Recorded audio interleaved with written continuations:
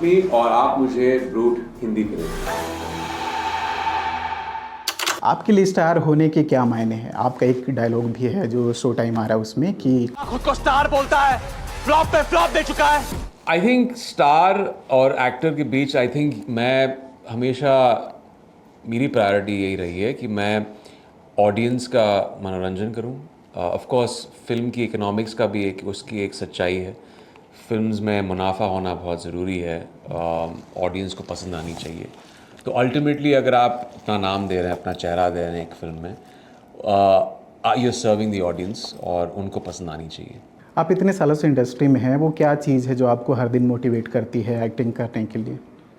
I think मैंने एक जो पैशन है फ़िल्मों को लेकर, एक पैशन है ये अनोखे इंटरेस्टिंग कैरेक्टर्स को प्ले करना ऑन स्क्रीन। एक ही ज़िंदगी में आप इतनी ज़िंदगियाँ जीते हैं, और ये सच है एक एक्टर के लिए। It's a very we are very privileged as actors कि आप अलग अलग किरदार प्ले कर सकते हैं, उनके माइंडसेट्स में, उनके साइकीज़ में आप घुस सकते हैं, और that's a very enriching creative job. तो वो चीज़ मुझे बहुत पसंद है। और ऑफ कोर्स सोल और बहुत तो अल्टीमेट चीज़ ये है कि आप ऑडियंस को एंटरटेन कर रहे हैं, उनका प्यार बटोर रहे हैं। एक कैरेक्टर सेटल कैरेक्टर में जब आप एसोसिएट हो जाते हैं, जैसे शुरू में जो आपकी एक इमेज बनी, तो उसको लेकर के करियर पे किस तरीके का इम्पैक्ट पड़ा? बहुत पॉजिटिव इम्पैक्ट रहा, क्योंकि ऑडियंस ने जो वो छवि बनी थी ऑन स्क्रीन, वो काफ़ी हद तक बहुत सारी फिल्मों को उस चीज़ ने सक्सेसफुल बनाया। लेकिन एक मैच्योरिटी के साथ भी आप चाहते हैं कि आप अपने क्राफ्ट पे भी काम करें। फिर अगर आप सिर्फ कमर्शियल फिल्म में उस किस्म के कैरेक्टर में कर रहे हैं तो चीज़ें रेपिटेटिव हो जाती हैं। बट एक बहुत ही ग्रेजुअल ट्रांजिशन है, मैं इसके बारे में कंप्लेन नहीं करना चाहूँगा। I think the image was great. उसके बाद इंडस्ट्री बहुत ही गिविंग थी, बहुत ही ग्रेशियस थी कि मुझे वो वर्सिटैलिटी भी प्रूव करने के लिए बहुत सारे दूसरे कैरेक्टर्स मिले, जो एक बहुत ही खुद में एक बहुत बड़ी बात थी। शो टाइम में आपने नसरुद्दीन शाह के साथ भी काम किया, कैसा अनुभव रहा और उनसे क्या कुछ सीखने को? बहुत अच्छा था। आई थिंक नसीर जी खुद में एक इंस्टीट्यूशन है।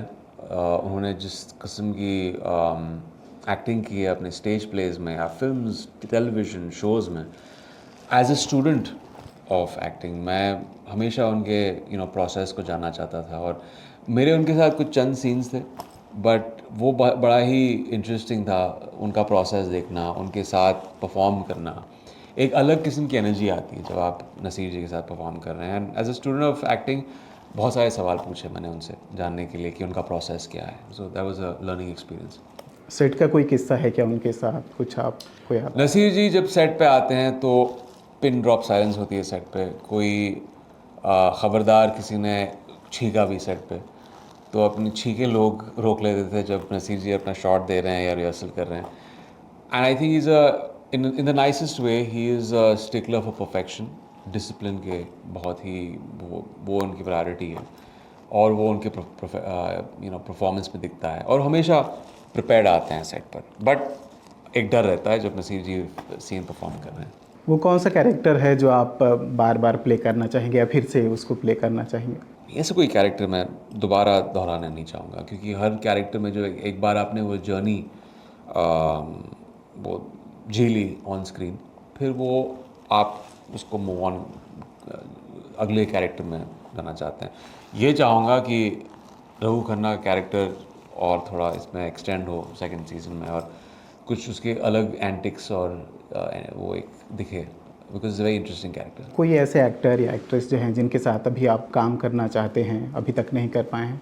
बहुत सारे आर्टिस्ट हैं, बहुत सारे। फिर भी नया काम और अच्छा काम बहुत सारे लोग कर रहे हैं। कुछ नाम लेना।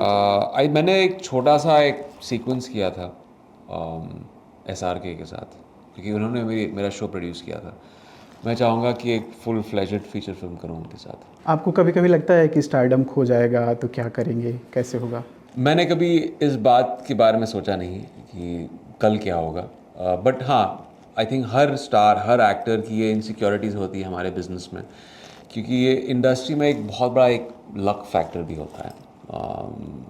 मेहनत तो होती है, वो बहुत इम्पॉर्टेंट है, मेहनत के बिना आप कभी सक्सेस नहीं पा सकते हैं। लेकिन कुछ चीज़ें होती हैं जो आपके हाथ में नहीं है, और वो एक बहुत ही एक तरह से एक अनप्रिडिक्टेबिलिटी लेके आते हैं आपके करियर में, और वो है ऑडियंस की चाहत आपके लिए, उस पर आपका कोई कंट्रोल नहीं है।